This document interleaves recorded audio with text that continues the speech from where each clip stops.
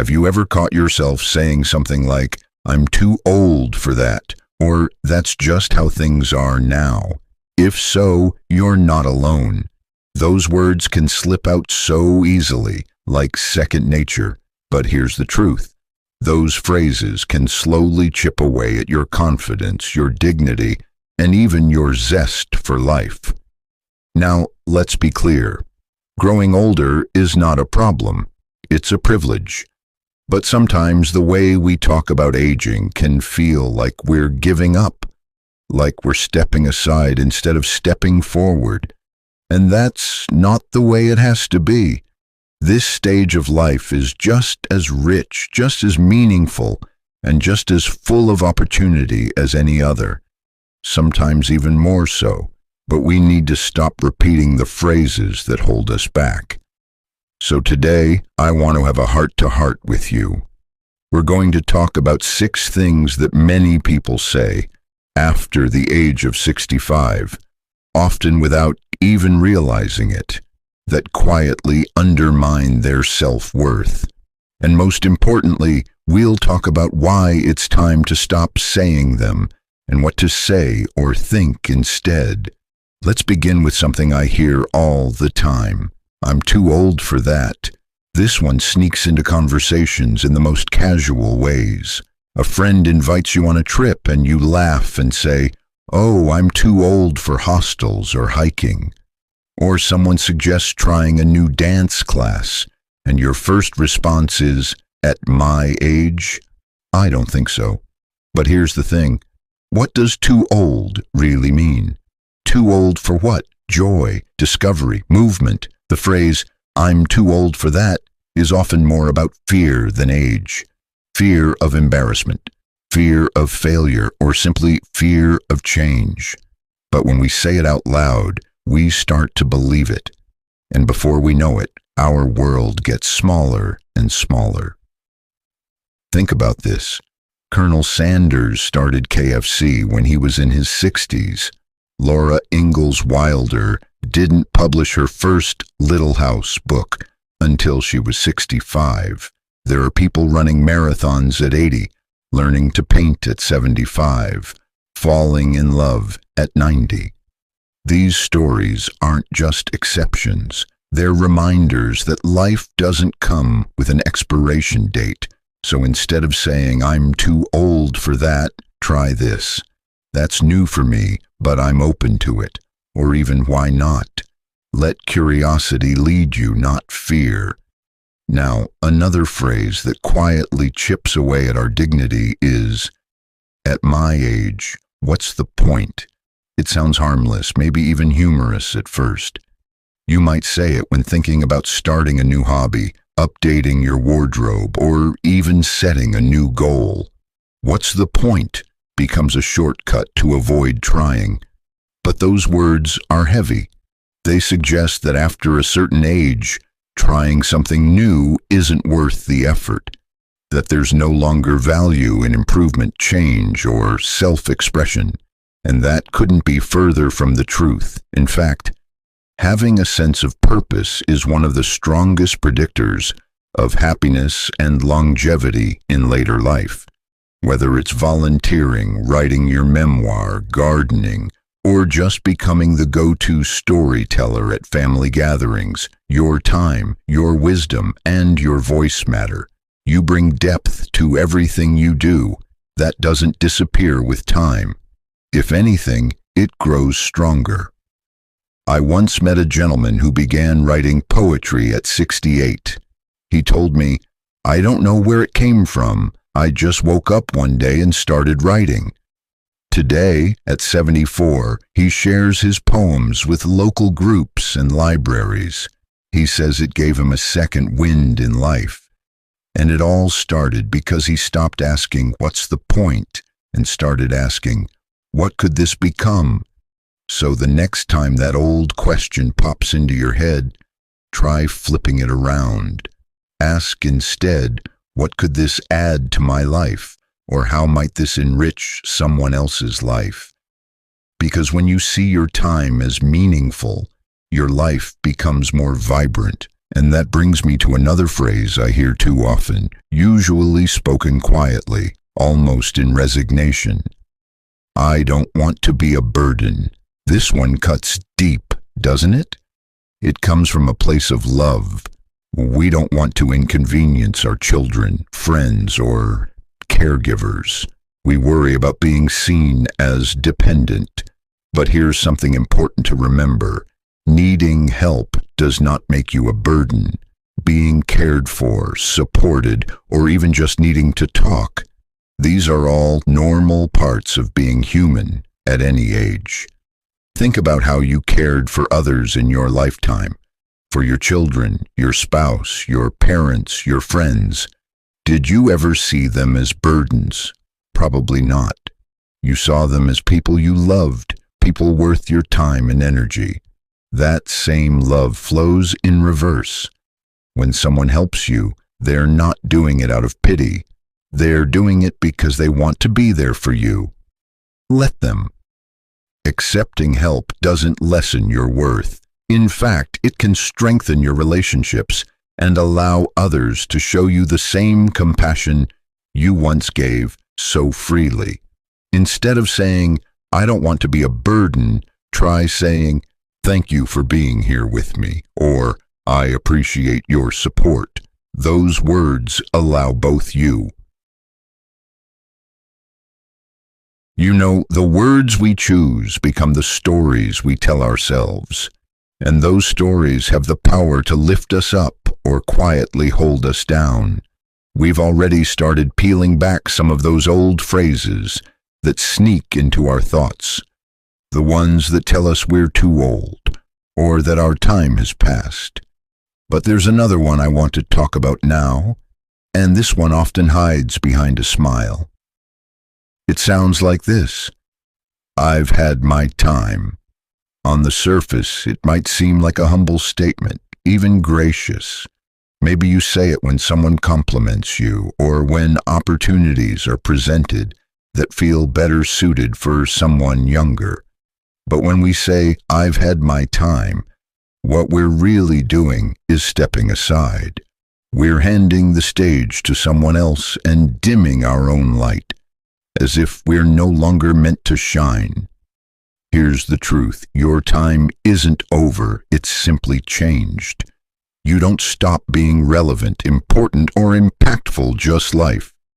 After 65 is full of moments that deserve your full presence. Grandchildren who light up at the sound of your laugh. Friends who rely on your wisdom. Communities that benefit from your voice, your stories, your presence.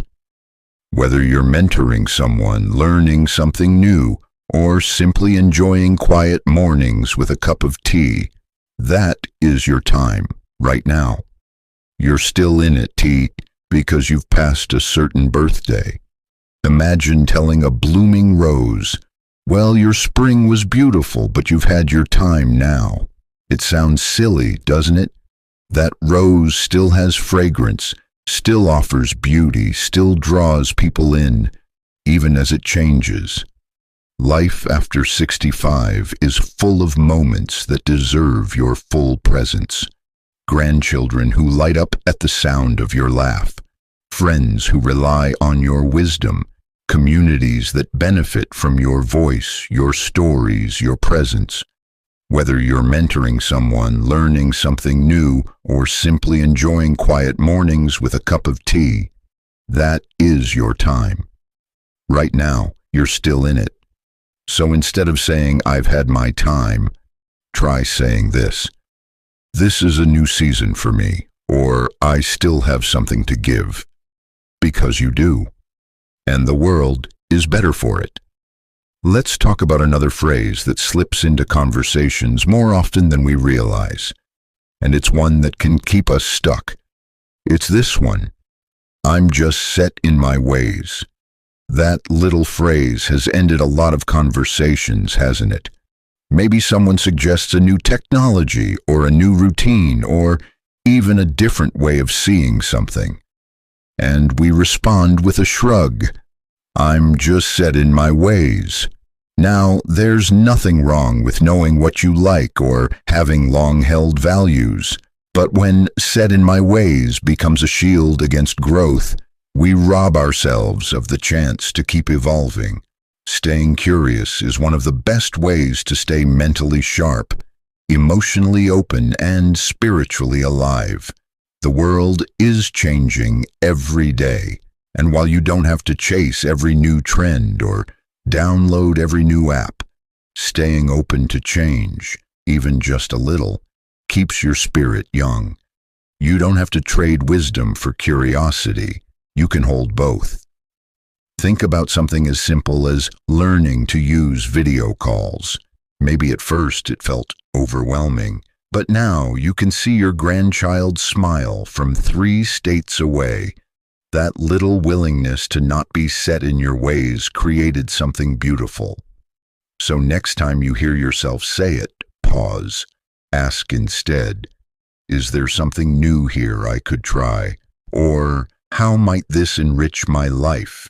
Even the smallest shift in language can open a door you didn't realize was closed. And now there's one more phrase I want to sit with for a moment. It's one that carries more weight than it seems at first glance. It's this one. No one wants to hear what I think. I've heard this from people in quiet rooms, at family gatherings, even in community groups. They start to feel invisible, as if their opinions are outdated or not welcome. But let me say this clearly, that's not true. Your voice matters. Your stories, your experiences, your perspective, they are a treasure chest of wisdom. Just because someone younger may speak louder or faster doesn't mean they have more to say. There's a power in having lived through decades of change, through love, loss, success, failure, war, peace, silence, and noise. You know things you can't Google, and the world needs that knowledge more than ever.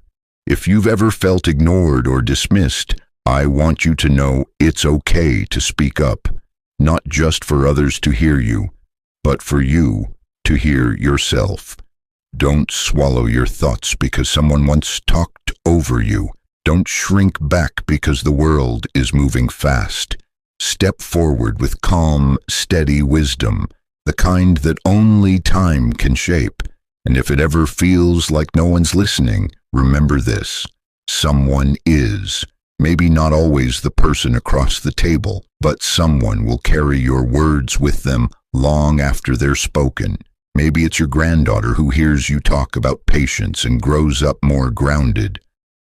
When we shift the way we speak about ourselves, we begin to shift the way we feel about ourselves. It's not just about sounding positive. It's about reclaiming your rightful place in the world, your relationships, and most importantly, in your own life. And that brings us to one more phrase that tends to slip in, especially during quiet moments of reflection or frustration. It often comes out as a soft sigh, like, it's too late for me now. Too late for what, exactly? Too late to change. Too late to learn. Too late to love again. That belief can be one of the most limiting of all. It tells us that unless we've accomplished certain things by a certain age, we've missed the boat. But life is not a single boat. It's an ocean full of different vessels, launching at different times. Some people discover their talents, their joy, or their sense of purpose decades after retirement. And that's not failure, that's just life doing what life does, unfolding in its own beautiful way. I once met a woman who, at 71, took up watercolor painting. She didn't think she had any artistic ability, but she was curious. And in less than 2 years, her work was being shown in local galleries, not because she chased recognition, but because she finally gave herself permission to try something she had always brushed aside. I thought it was too late, she said, but really it was just finally the right time. The truth is, it's only too late when we stop believing in the possibility of more. More connection, more learning, more laughter. You don't need a big plan or a perfect goal. Sometimes you just need a spark and the willingness to follow it. So the next time that thought creeps in, it's too late for me. Try responding with, maybe now is the perfect time. Because today is not the end of anything. It's the beginning of whatever you choose next. Now, before we close, let's sit with one final thought. It's not always spoken aloud, but it lingers in the back of many minds. It's the feeling of being less than, less visible, less valuable, less capable, just because some parts of life look different than they used to. Maybe your body moves a little slower. Maybe your role in your family has shifted. Maybe people assume you don't know how to use a smartphone, or they talk over you in conversations. And slowly, without realizing it, you start to carry that feeling around, not in words, but in the way you walk, the way you speak, the way you stop raising your hand or speaking up. But hear me now. You are not less than. You are not invisible. You are not someone who used to be something. You still are. You are still growing, still learning, still offering wisdom, humor, insight, and presence that no one else can offer in quite the same way. You are a whole person, not a shadow of your younger self. It's time to talk to yourself as someone worthy of love, dignity, and attention, not just from others, but from yourself. That inner dialogue, that quiet voice in your mind, deserves to speak kindly, to say, I'm proud of who I've become, to say, I still matter, because you do, in more ways than you know. Sometimes the most radical thing we can do as we age is to believe in ourselves again, not as a version of who we used to be, but as exactly who we are now. No apologies, no disclaimers, just a life lived with dignity, curiosity, and self-respect. So here's what I hope you take away from all of this. The words you speak, even the quiet ones you whisper to yourself, carry weight. They shape your spirit, and you have the power to rewrite them. You don't need anyone's permission to feel strong, to feel worthy, or to try something new. You don't need the world to tell you you're valuable, though I hope it does. But even if it doesn't, you can. If any part of this conversation resonated with you, if you recognized some of those old phrases in your own voice, that's not a reason to feel bad. It's a reason to feel hopeful, because awareness is the first step toward change. And change, at any age, is a sign of life.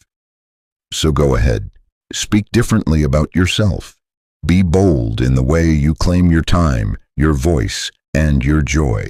Let people see you, let yourself see you. And if you've made it this far in the video, thank you. Thank you for spending this time not just listening, but reflecting.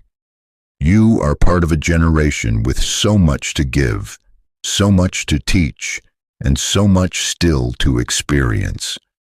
Don't let anyone, including yourself, tell you otherwise. If something here spoke to you, I'd love to hear about it in the comments. Share your thoughts, your experiences, even the phrases you've decided to let go of. Let's keep this conversation going, because you never know who might need to hear what you have to say. And if you found this helpful, please take a moment to like this video and subscribe to the channel. There's more to come. More encouragement, more tools, more real conversations about living your best life with purpose.